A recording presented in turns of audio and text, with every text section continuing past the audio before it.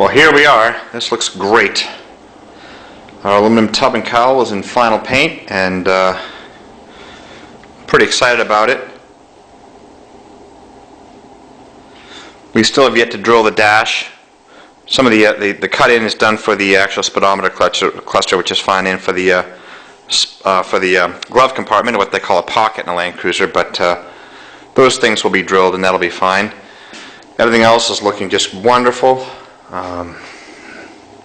Again, we really like these colors. Very unique. And you can see how straight things are in this aluminum body tub.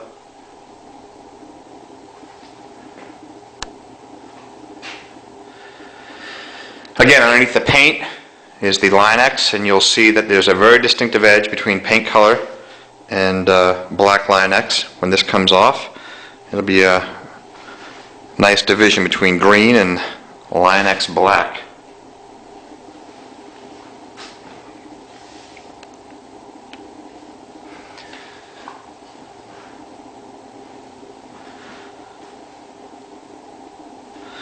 So there it is. Looks wonderful.